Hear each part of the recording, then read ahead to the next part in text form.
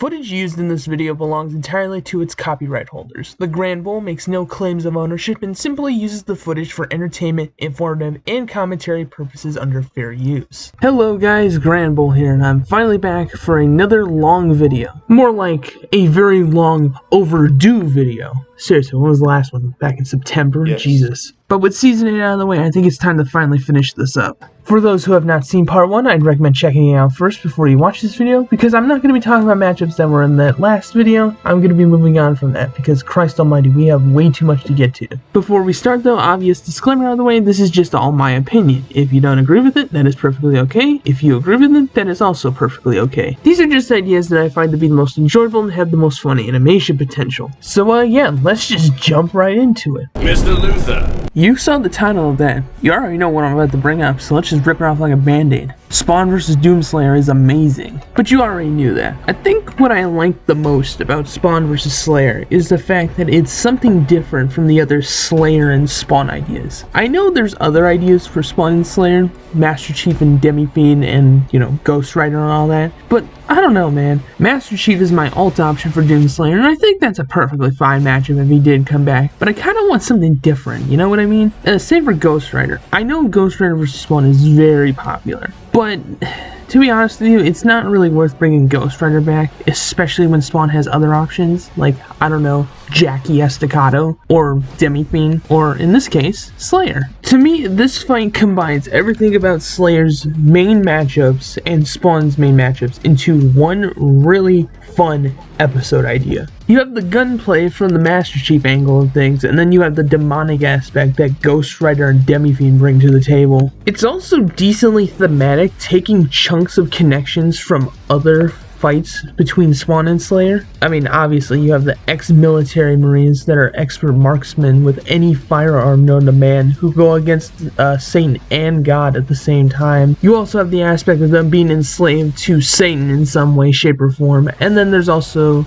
the fact that they get a big boy sword in order to kill demons on Earth. Also the fact that the fight dynamic is just amazing. It's basically, what if we took Master Chief, right, and gave him more stuff to bounce off of Slayer? You can have Slayer bob and weave through Spawn's chain, Slayer blood punching Spawn away. Hell, he can get into a fucking sword fight if he wanted to. But you get the picture here. Spawn vs. Slayer is good, Chief's a good ult. Alright, moving on. Now, I think I speak for most people when I say that there are certain characters that need a run back. Mainly because the first time around they got the poor end of the stick when it came to Death Battle's treatment. One of these characters is definitely Kratos. Kratos was in one of the most mediocre Season 1 episodes, so bringing him back just makes sense. And with Kratos getting new lore books and 2 new games as the time of that episode came out, yeah, he definitely needs some new Jordans. So what better way to put the dad of boy up against another dad of girl?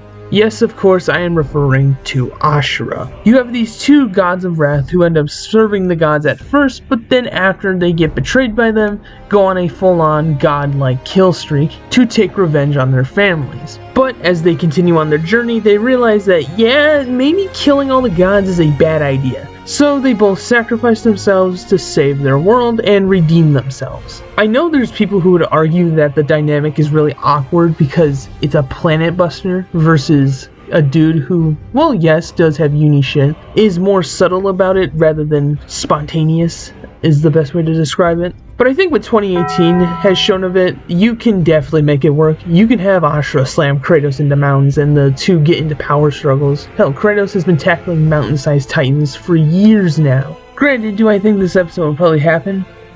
Maybe not, because I heard that they do have interest in Dante versus Kratos. But in my opinion, if any of the Dante bros were to come back, I think Vergil should be the one who comes back. I feel Dante had a really good episode with Bayonetta, and really, it didn't, do shit with him, but it more or less covered the basics for him. I think Vergil, on the other hand, got kind of short-handed, especially with his episode against Sephiroth. don't get me wrong, it's not a bad episode either, but I feel like we can do better. So, how about Vergil versus Satsuki Kiryuin? Satsuki and Vergil, in my opinion, I feel just match each other the best, except for maybe Sesshomaru, who's a very, very good competitor for Vergil matchups. But I think Satsuki does the whole evil twin sister slash sibling better, in my opinion, and is much more akin to who Vergil is as a character. The dynamic between Vergil, Dante, and Ryuko and Satsuki is very similar. Red and blue color scheme, fight each other many times. The red sibling is more outgoing and loud, while the blue sibling is more focused and antagonistic. And I guess you could say Vergil and Dante's dad is just as important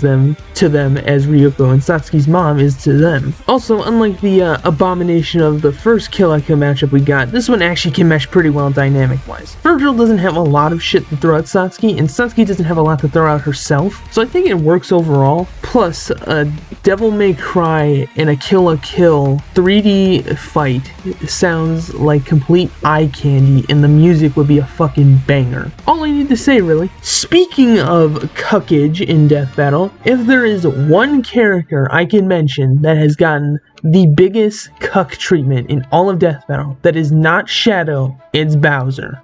Bowser was cucked so hard in Ganon vs. Bowser, and I would really love if he got a run back. Now the problem is though, who do you put him against? There's Eggman, the obvious one, Lord Hater, which is a more obscure option, but it does work as well, and if you're a psychopath, Godzilla. All three of these options offer something in return. Eggman is the classic rivalry between Mario and Sonic. Lord Hater matches Bowser's personality, his goofy demeanor, and of course, that really drive to just conquer everything in sight. And Godzilla has the more, I guess, thematic angle depending on what you use for him, and has probably the best ability mesh for animation wise. Plus the idea of Godslayer versus Burning Godzilla would just be an absolute fantastic sight to see in animation. I really don't care who Bowser fights.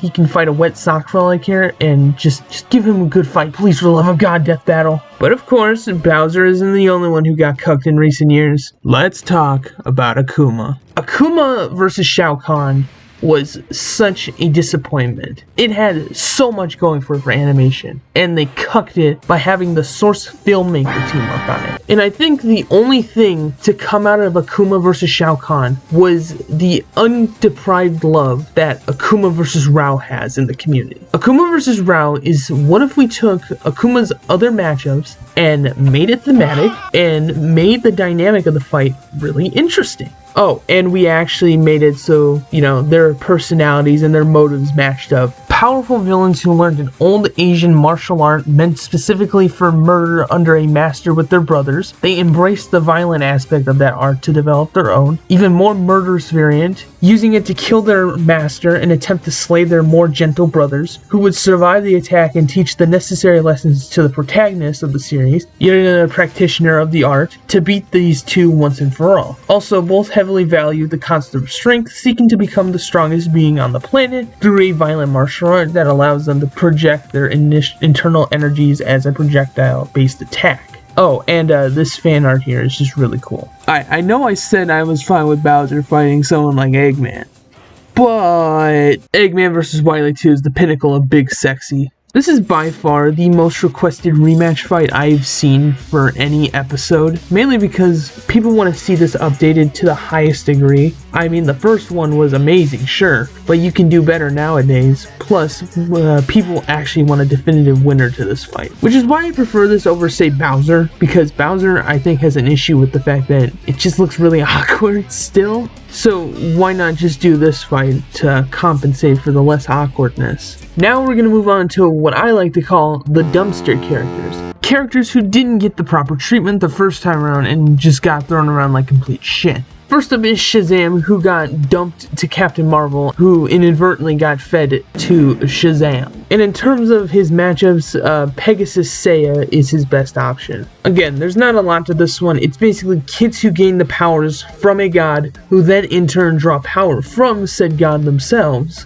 but this is probably the best matchup for Shazam in the long run, and it's probably Seiya's best matchup too. So fuck it, let's put them against each other. The second character to fall under this category, and shocker, another comic book character, is Captain America. Cap vs. Batman is okay, but it's not the best at all in terms of representing Cap and who he is. If you want a good Cap matchup that represents who Cap is as a character, do Guile, or in my case, Kamen Rider Ichigo. The first Kamen Rider versus the first Avenger, symbols of their country, America and Japan, both sacrificed themselves to save their country only to make their triumphant, unexpected return later on in their series. The third character to fall into this category, and I think everyone can agree with, is Guts. While Nightmare vs. Guts is a fun episode, it's just so outdated. Now you're probably wondering, oh, you're gonna say Dimitri, right, from Fire Emblem? No! Well, plot twist. I do not give a single flying fuck about Fire Emblem. So I'm going option 2, which is Claire from Claymore. She has the same connections as Dimitri and just works better aesthetically wise. I think it goes without saying, but Berzerk and Claymore have pretty similar aesthetics to them. You know, gothic, European, and medieval style fantasy worlds. Plus the Berzerk armor versus the awakened form for Claire just sounds really cool and works better than anything I've seen for Dimitri at least. And the last matchup for this section is Goku vs. Superman 3. I don't think I need to explain what this is on here, do I? And that is going to be a wrap for all the returning characters section. But man, 11 minutes. Man, we're probably already halfway through the video. But oh boy, we're just getting started.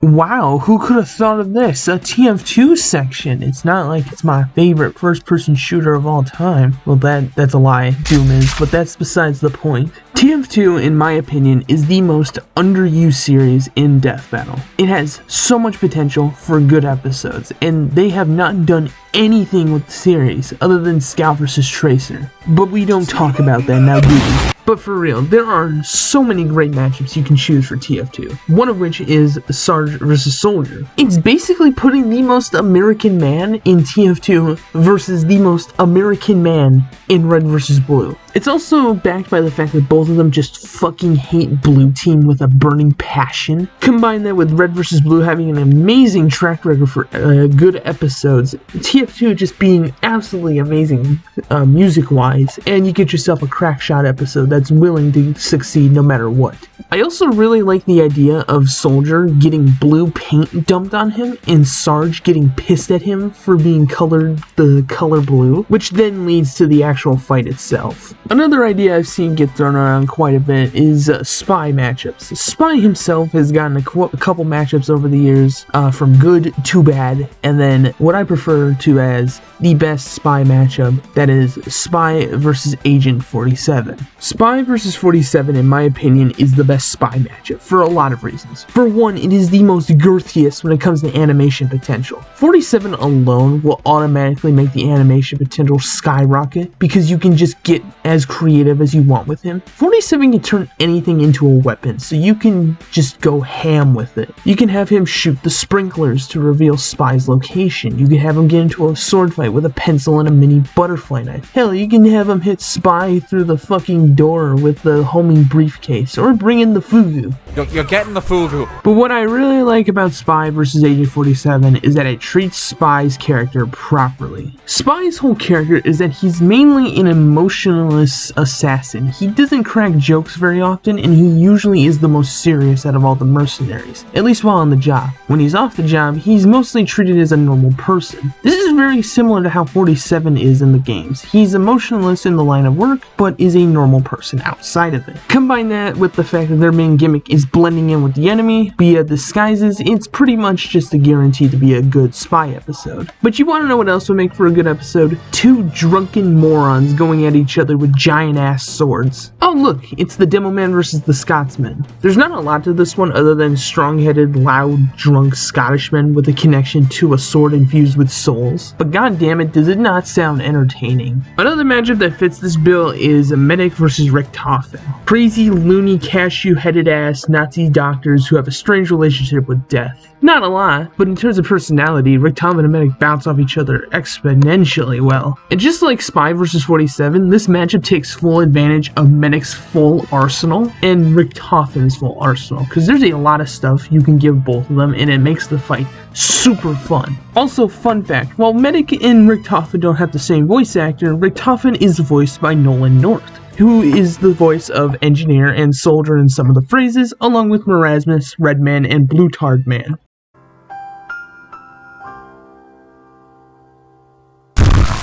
Now, what about the other mercenaries? I'm talking like Sniper, Heavy, and Pyro. These three also could get matchups, but they don't have super good ideas. There's a couple of ways you can do this. Number one is give them individual matchups, or you can go number two, put them all in a battle royale. If you go with option two, you can get the mercenary battle royale, which I think, besides the Jofo battle royale, is one of the most interesting battle royales that they could do. And while I do think it's clear cut, it does have, again, a lot of fun animation potential you can do with it, since pretty much each one is meant to bounce off each other in some way, shape, or form. But if you don't want to do that and you want to just do an individual matchup, well, that's a bit trickier. Sniper in particular doesn't really have a set matchup. Most people just bounce between certain ideas. Captain Boomerang is an option, but I'm not too keen on TF2 versus DC. It's funny, but I don't know, I've just never liked it. My preferred for Sniper has always been G.G.M.A.N from Lupin III, world's greatest marksman with a wicked eagle eye. Also, from what I remember from Lupin III is that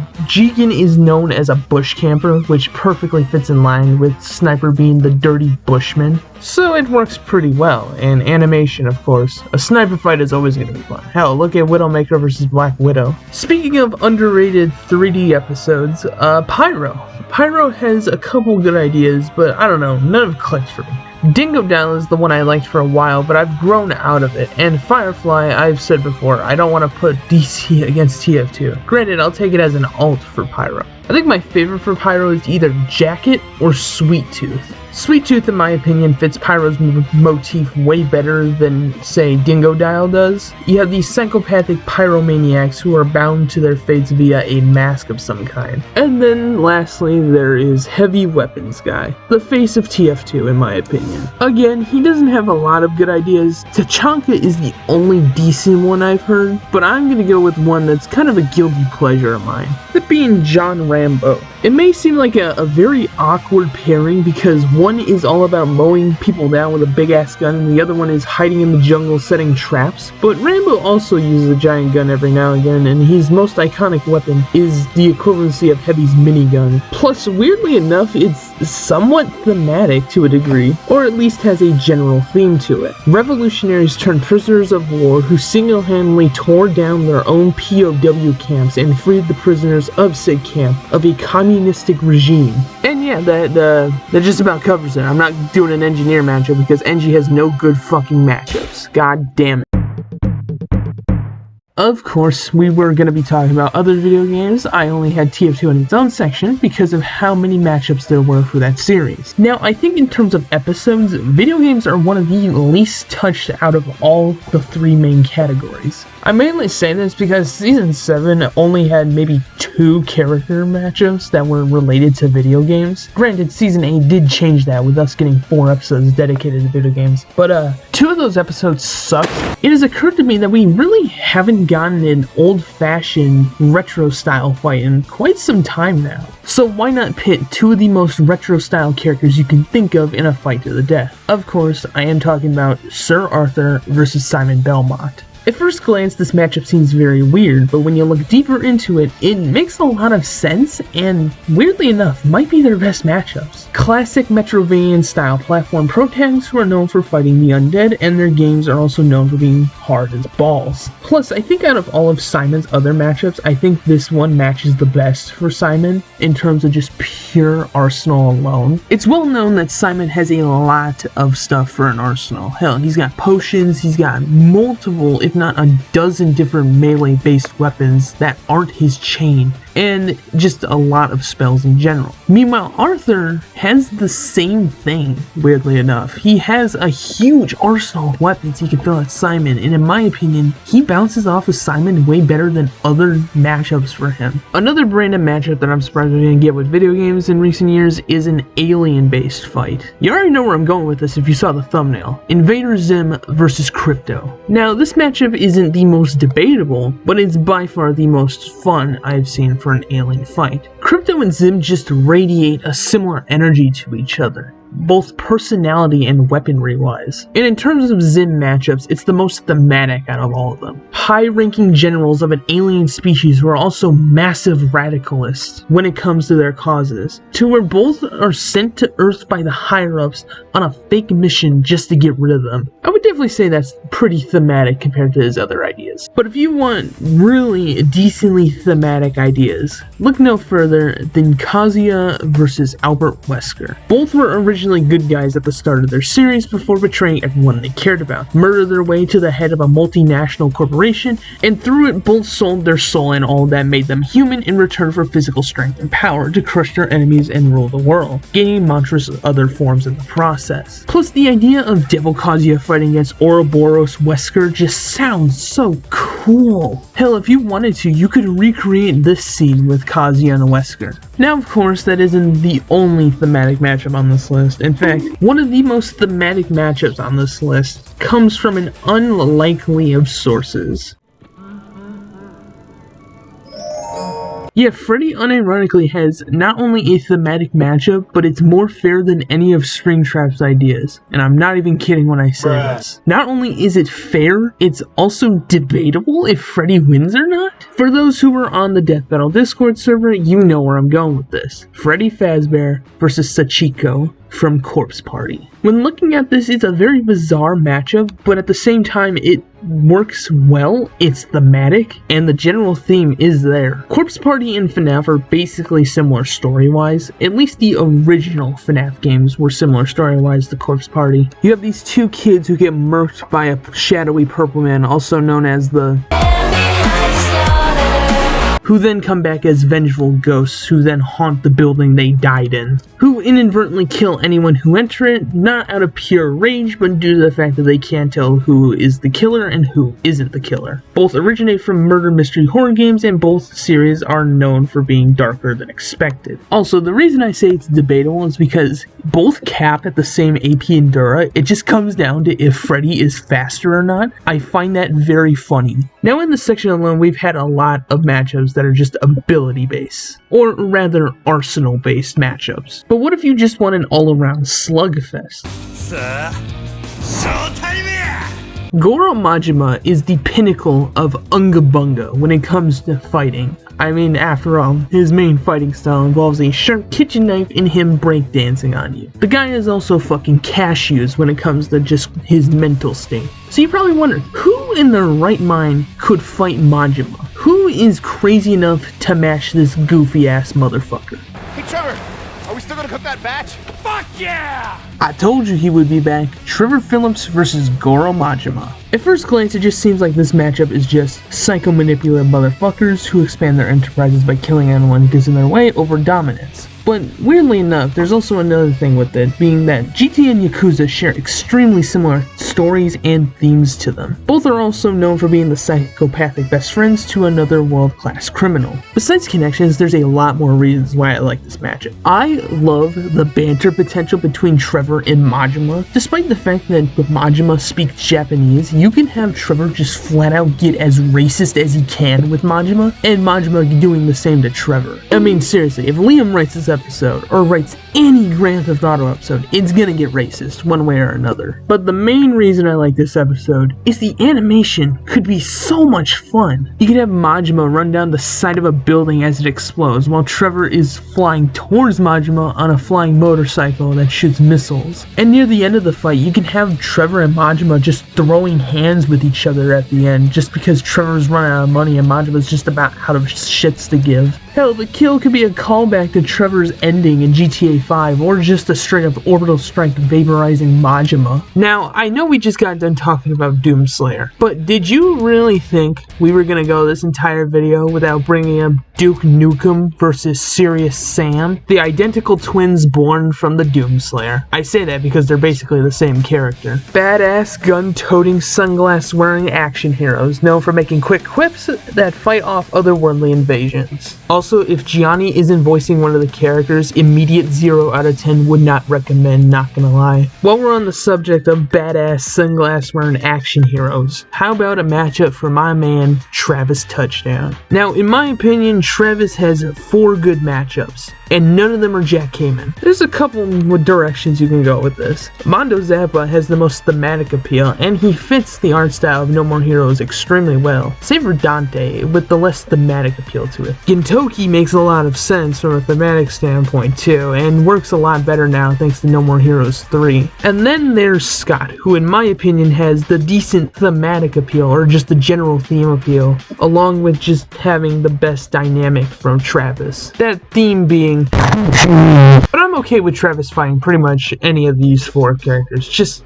for the love of God, don't do J.K.M.A.N. No, that's a bad matchup. We don't talk about bad matchups in this video. That's for another time. Back to good matchups. Good matchups like a Pokemon Battle Royale. As I said before, Pokemon has a pretty good track record for episodes, so I wanted to throw a matchup on here. But which one? Well, since Gen 4's remakes just came out a couple months as of this video being made, I thought it would be fine to throw the Gen 4 Starter Battle Royale on here. I mean, after all, Gen 4 is the most popular generation with its starters. I also find this one to be the most interesting when it comes to who wins. At first glance, you would think Infernape just stops both because of his speed and strength, but then you realize Torterra has defense boosting options, Infernape has no special attacks to take advantage of its defenses, and oh yeah, Torterra has AoE. The worst starter of the generation beating out the overhyped fire type? Where does this sound familiar?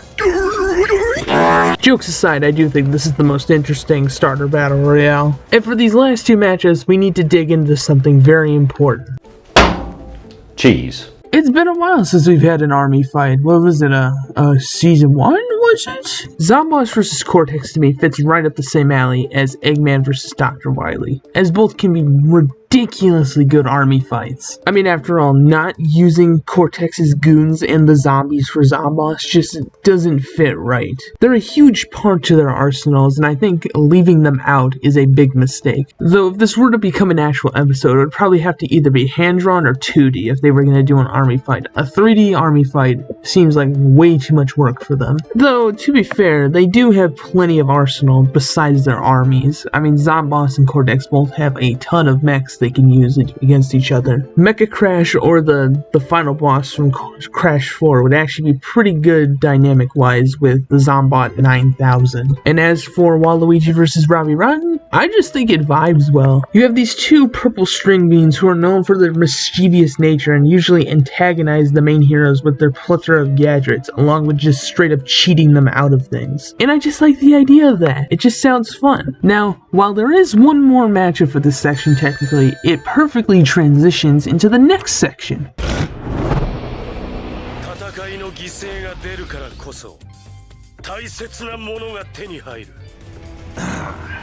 I do need capital and votes. Wanna know why? I have a dream.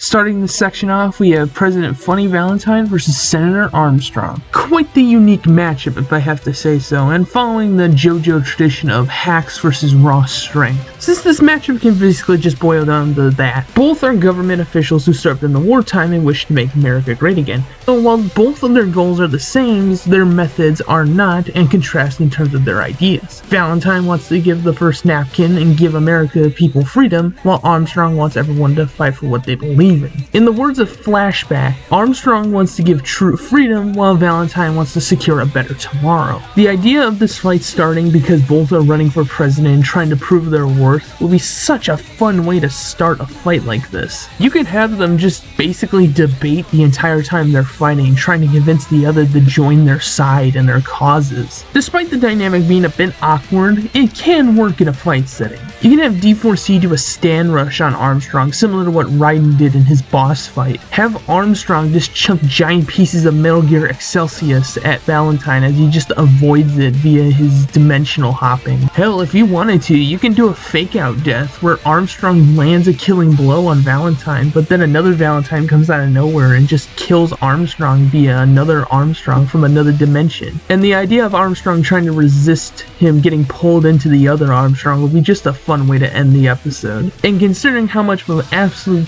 banger Hell Over Heaven is, I would love to see the music they do for this episode. It's kind of just a guarantee with any JoJo episode, it's always going to have bopping music to it. You want to know what other series has some slapping tracks? Street Fighter. And you want to know what my favorite part is in JoJo? Well, it's part 4, but the second favorite is part 2. One of the matchups I wanted a character for part 2 is Major Rudolph von Stroheim. And of course, I found a matchup for him in the form of Guile from Street Fighter. This one is not super complicated like the last one. America versus Germany, both are over patriotic about both their countries to where they are willing to die for them. Along with this, Guile's design is directly inspired by both Stroheim and Polarath. Along with this, I think that their arsenals match pretty well with each other. Guile and Stroheim are both pretty hand-to-handsy with their fighting styles, and Stroheim of course has his own gadgets up his sleeve he can use against Guile. Along with this, Guile has his own projectiles he can use against Stroheim. Is it just me, or does part 2 have the best matchups for Death Battle? You got Cars versus Mannrobic, and then you also have Joseph Joestar here. Once again, the connections for Cars versus Mannrobic is not exactly complex in nature. It could be, but to just boil it down very simplistically, they're the ultimate life forms of their universes who are also part of an ancient species known for their insane regen. Cars and Mannrobic basically have the same arsenals. Well, Cars technically has more because of his ability to just create anything he wants out of thin air, but I'd be lying if I said it didn't have good animation potential. But then you have the curious case of Joseph, which, man, Joseph has gone through quite the roller coaster of matchups over the years. His original idea was Edward Elric, and whilst there are still people who do like the idea, that ship mostly has set sail, with most people going with other ideas for Joseph. The two main ones I've seen are Shikamaru from Naruto and Usopp from One Piece. Now, for reference, I do like both of these ideas. Shika is probably the most unique out of any Naruto combatant besides Orochimaru and Zabuza. Plus, Shikamaru's shadows bouncing off Joseph's light-based Hamon makes a lot of sense in the long run, and it could make for some really fun dynamic with the animation. But I'll always have a bigger boner for something One Piece related than anything Naruto will put out, so I'm just gonna go with Usopp. He basically has similar connections to Shikamaru, except they're a bit tweaked around to fit him a bit better. Cocky and confident ladiesmen, they are known for their various bizarre methods of combat along with their various weapons they use. They're both seen as complete dumbasses, but in reality are complete tactical geniuses. They're also complete masters of the ultimate fighting technique.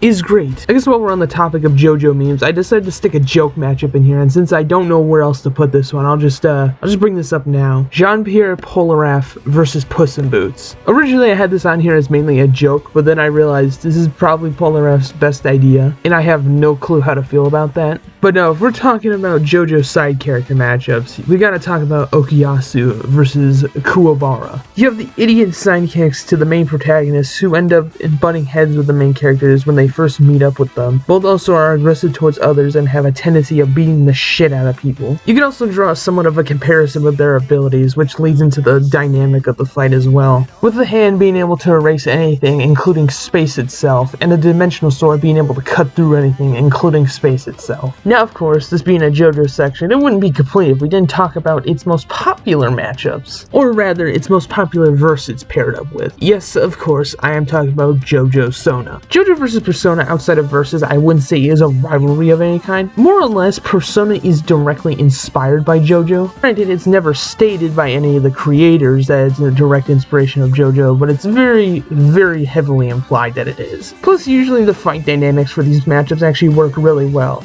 Now, there are 3 heavily popular JoJo vs. Persona matches. Yu vs. Josuke, Kira vs. Adachi, and Giorno vs. Joker. Yu vs. Josuke is basically just Yu and Josuke being the same character, along with this Part 4 being an exact copy of Persona 4, or Persona 4 being directly inspired by Part 4. Now, in terms of just flat-out animation, it is very one-sided with Yu Narakame having a lot of stuff to throw at Josuke. Meanwhile, Josuke isn't very, he doesn't have a lot of stuff in his own right, but I do think that you can do a lot with his own singular power. I do think, though, you can do a lot of environmental stuff with that one singular power, and we do see Josuke do this quite a bit through Part 4. Despite all that, though, I do think that this is the weakest JoJo vs. Persona matchup, at least out of the main popular 3. To be fair, though, it is competing with one of the most heavily debated matchups in the community, and one of the most toxic matchups in the community. The reason I say Kira vs. Adachi is the most debatable is because it ultimately comes down to what you buy for speed, because AP and durability just don't matter when Kira can just one-shot with his Dura-negating bombs. This is why this matchup is so popular, is because there's no real right or wrong answer to it. As for Joker vs. Giorno, oh boy,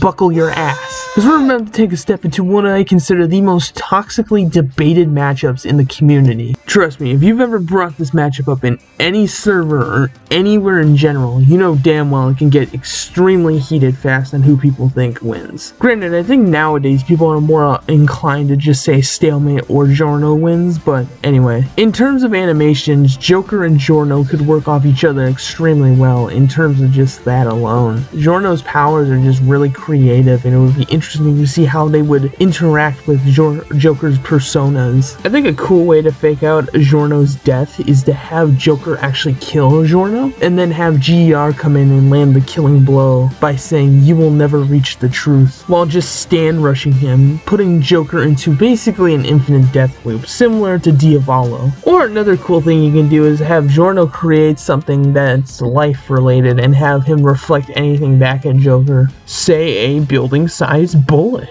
Now, if you're not content with any of the JoJo's fighting solo matchups, you could just say fuck it and throw them all into a battle royale with the JoJo Battle Royale. This one is just not really complicated at all. It's very straightforward on who would come in what place and who would actually win the episode. Granted, I think Giorno versus Johnny is more debatable than people give it credit for, but still pretty straightforward. And of course, I will give an honorable mention out to its much more debatable counterpart in the form of the JoFo Battle Royale, because this is probably the more interesting JoJo Battle Royale you can do. And, oh shit, that's all the JoJo I have for this. Alrighty then. Well, it is time to move on to the next section. In a galaxy far, far away.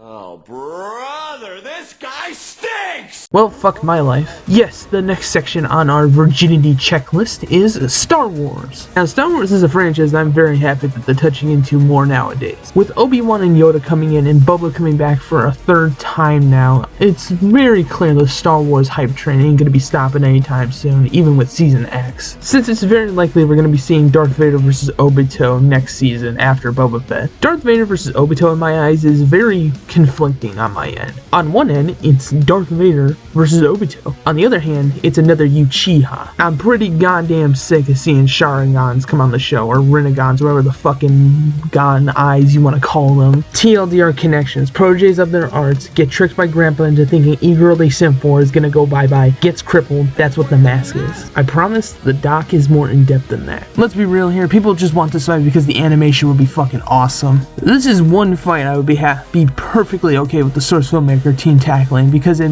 makes a lot of sense. Their abilities bounce off each other very well. You can do a fake out death if you wanted to, which is a really weird finish that a lot of people have in this community. Hell, maybe you can have Obito rip out Vader's soul, only for Vader's soul to fight back against Obito. Yes, Vader has fought as a soul before. Do not question it. I think one of the coolest ideas I had for the animation is Vader landing a killing blow on Obito, but it turns out he used Izanagi in order to fake his death, and Vader senses that Obito is still alive. Again, that tends to be a running trend with these Star Wars matchups. Just cool as shit animations and banter between the characters. This is perfectly encapsulated in Papa Fucks a Lot versus Man Sex Snort. God damn, is this a cool idea! And the team knows this.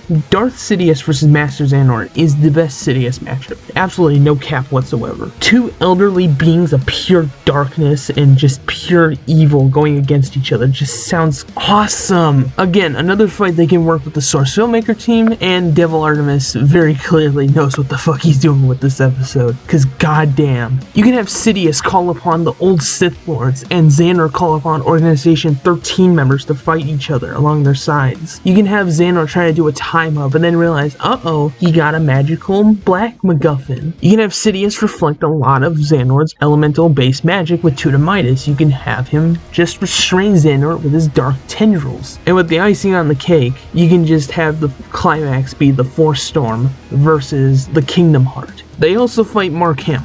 It's not really a dynamic, it's just a connection that I find hilarious. I find it very interesting that the villains are the main focus points in most of these matchups. Like General Grievous. Grievous is one of the characters that most people want a matchup for, just because of how cool he is. I'm not blaming them, because it gave us General Grievous versus Dr. Nefarious. Aliens turned prejudiced cyborgs who lead an intergalactic droid army to conquer the galaxy. Nefarious definitely one-sides the animation just a little bit, but Grievous has dealt with bullshit like this before, and his lightsabers can bounce off a lot of what Nefarious can throw at him, so I see no issue with it. Once again, if you want more information on this matchup, I recommend clicking on Red Runner's video right here. Moving past Sith for a moment and looking at Jedi matchups, there's not a lot of Jedi matchups left. There's only two I can think of, and both are pretty good. Kenshi vs. Kanan is one of them. Kenshi and Kanan are both blind swordsman mentors of a new generation of clan of warriors, ninja/samurai. Due to Kenshi's sword's nature, it should be possible for his sword to bounce off Kanan's lightsaber pretty easily. Plus, I like the idea of Kenshi's constructs bouncing off of Kanan's force powers. I will say though, despite this fight being pretty decently thematic and working very well, if you want a spiritual energy versus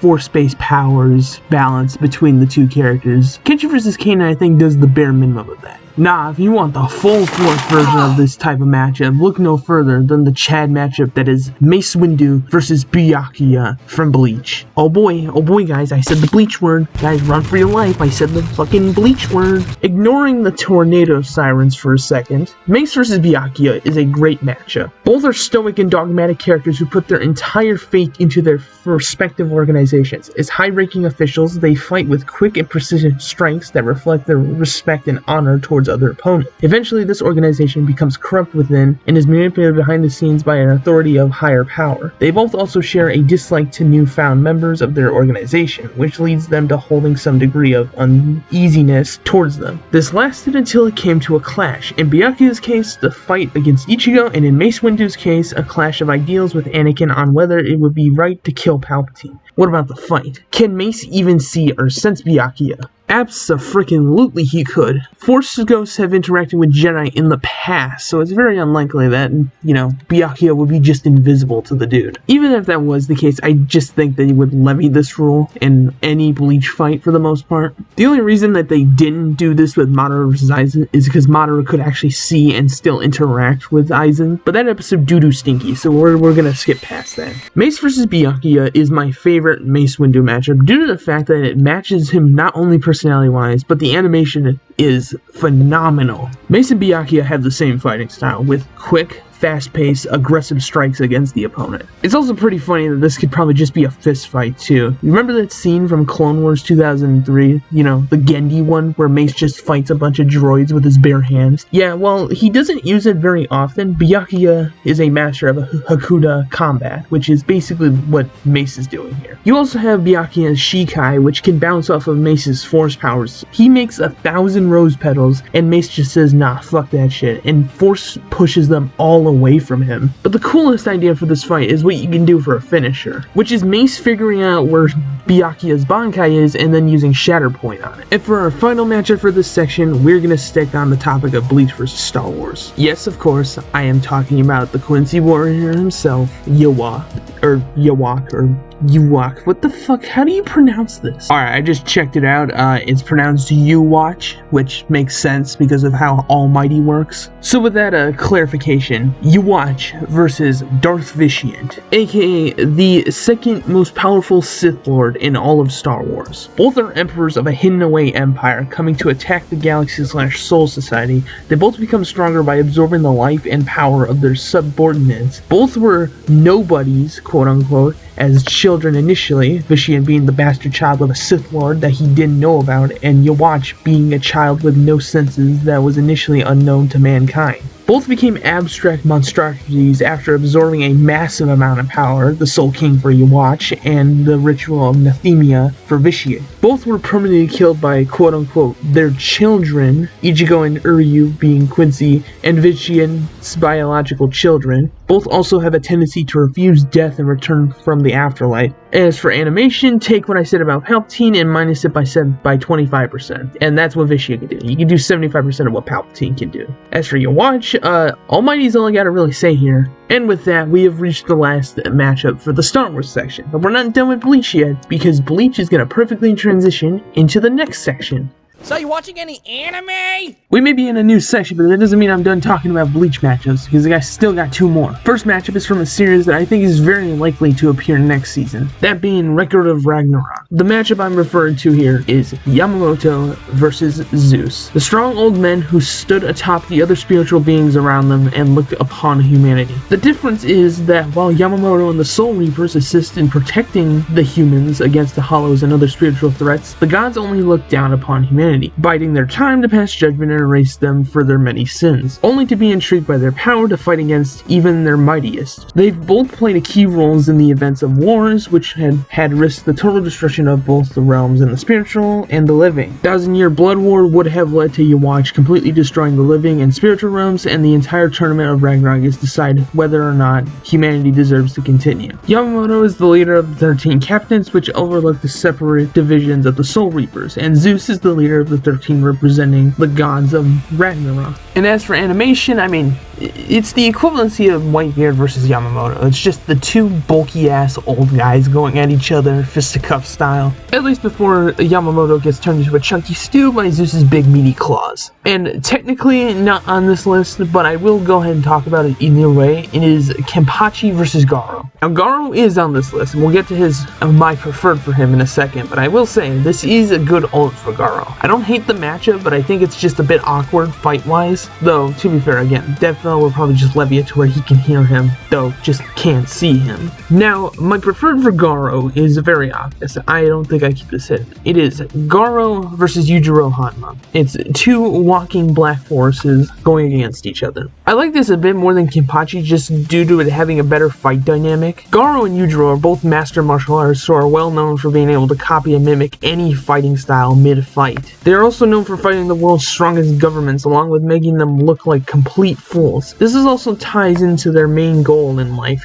to make anyone who claims to be all-powerful be nothing more than the punching bags they really are. And lastly, both are very well known for having an associate with a demonic motif, Garo's monster form looking satanic in design and Yujiro's back being compared to a demon. I also like the idea of both of them mimicking each other's main art style. For example, Garo mimicking the demon back and Yujiro mimicking the fist of flowing water, crushing rocks martial arts style. I'm not picky about who Garo fights, just have him fight either Yujiro or, more likely or not, Kenpachi. Of course, Yujiro isn't the only Baki character on this list. I mean, come on, did you really think I would just have one on here? Hell no, I have three. One of those matchups being the Chad himself, Hanayama versus Kingpin. This matchup goes so hard for no reason. And no, it's not because they're built different, it's the fact that they're both global leaders of gangs, the Mafia and the Yakuza, whose main fighting style involves super armoring through everything thrown at them. And I do mean the super armor thing literally, because Hanayama's main fighting style is the equivalency of Z-Broly from Fighters. I want gonna do some kicking!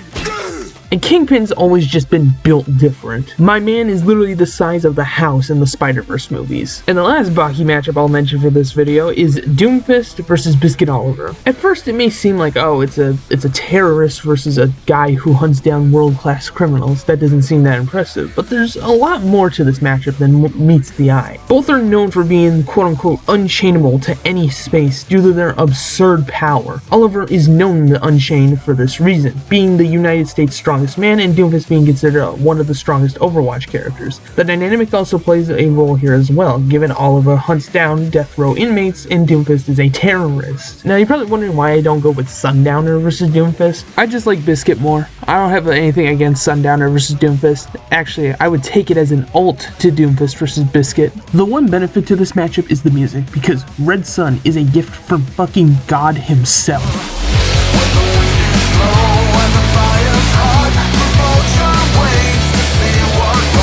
Seriously, why does this song go so hard for no reason? Now, of course, there isn't just Baki matchups on here. I have plenty of other matchups on here, like Kiaru versus Rex.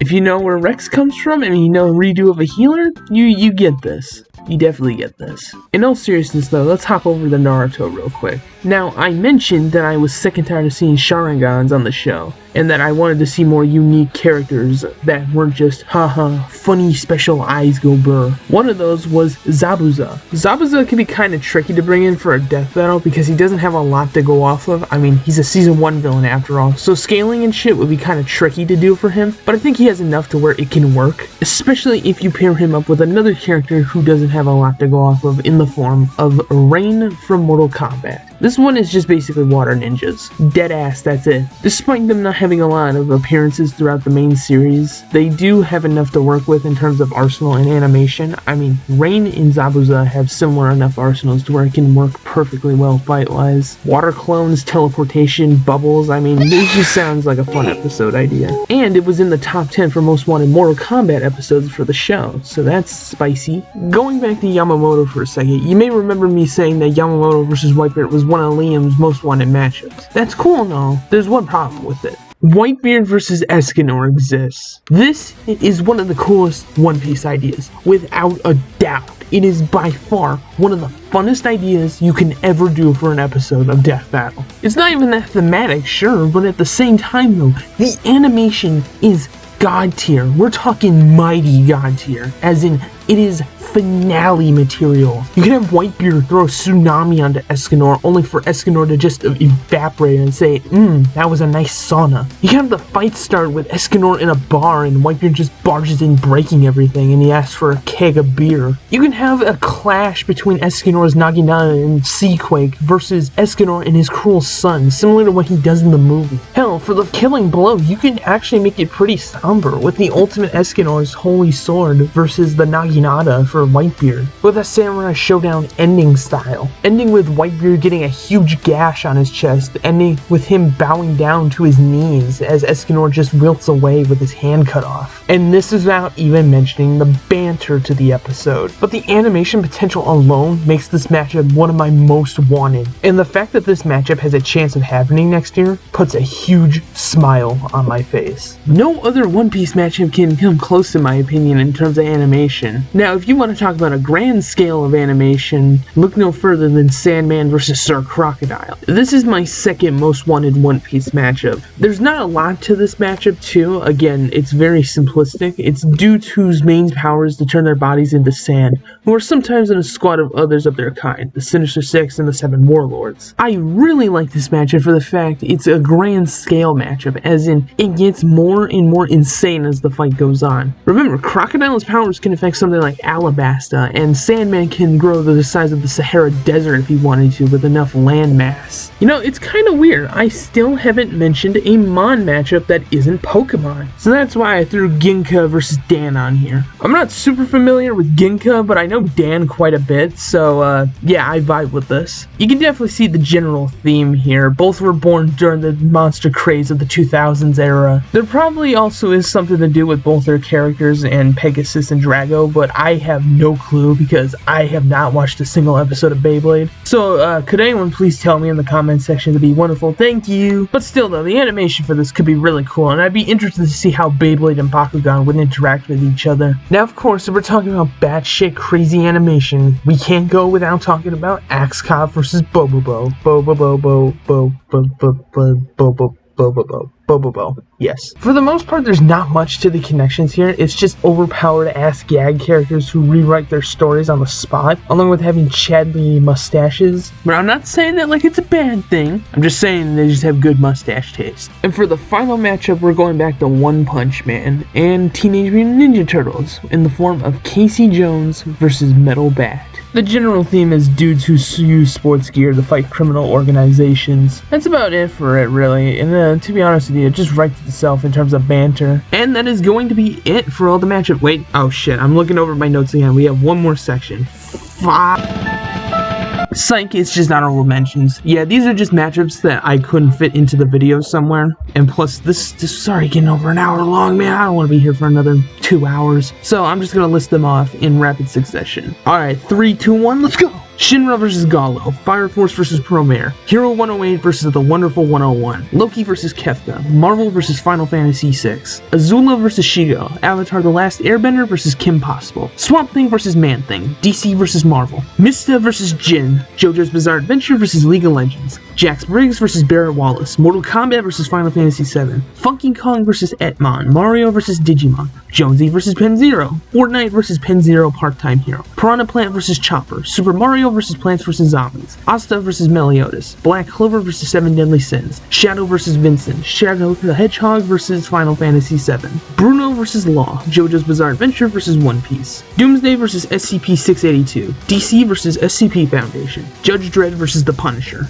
Rebellion Developments vs. Marvel Comics, Bill Cipher vs. Shumagorath, Gravity Falls vs. Marvel, and lastly, Megatron vs. Sinestro, Transformers vs. DC Comics. And yeah, that's it. Holy Jesus, man. We're done. We're finally done. This video can end. Yay! But for real, I had a blast making this video. Again, this was just meant to be like a little fun video to list off matchups I like, and I guess to list some matchups I don't like, but that's a future video. The process to making this video was just super fun. I got to talk with a bunch of people within the community. I got to talk with my friends more. It was just a blast. Speaking of, I actually want to give a shout out to these people. I didn't really give a shout out to the people last time other than Time. That's because I wanted to finish the doc up before I gave all the shout outs. Also, I wanted to finish the second part too, so I give full credit where credit is due. So now I want to give proper shout outs to the people who helped me make this video. Whether it be with the connections for the doc, pitching the ideas in a server, or helping me with this doc, I wanted these people to be thanked because they are amazing individuals and I think they deserve so much more praise than I do. These are some of the smartest people within the community, and I just want to say thank you. Let's get to those people, shall we? Time, King of Fives, Slaughter, Trashy, Adam, Red Runner, Klondike Bar, Darth Tyrant, Phantom Falcon, Ninten, Young, Waluigi, Clockboxer, Cyber, and JJ Sliderman. Again, thank you. You may recognize some of the people I listed here. That's because Time is the one who made the Power Rangers doc for the last video, and Ninten also makes scripts on DeviantArt. So I will leave links down below to both of their accounts, or rather, one to Time's Power Ranger doc, and I will leave a link down below to Ninten's DeviantArt account where he posts his scripts on there. I'll also leave a link down below to Red Runner's channel if you want to go check him out. He makes some good artwork and some very fun content. And of course, I will leave a link for Adam, who makes commission artwork. I commissioned a piece of artwork for him for about $17 and it was very well worth it. So I will leave a link down below to his Twitter bio if you want to actually commission him for any artwork. And yeah, I think that's going to be it. Again, I apologize for this video taking so long. It's been pretty up and down for my motivation for making this video. Plus, I had to work a lot within these past few months. But now I'm getting much more time off now, so I should be able to pump out videos much quicker. And yeah, that is going to be all for this video. Thank you guys so much for watching, and psych, just like any Nintendo Direct, I have one more announcement for you guys, and it's a good one. And in the words of Mr. Sakurai, please take a look.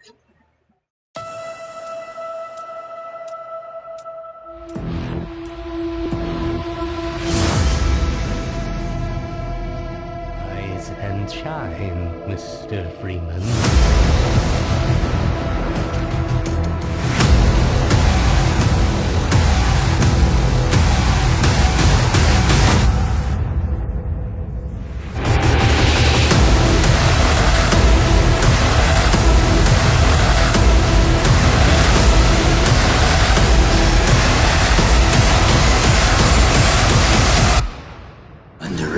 Betraying me is a grave mistake.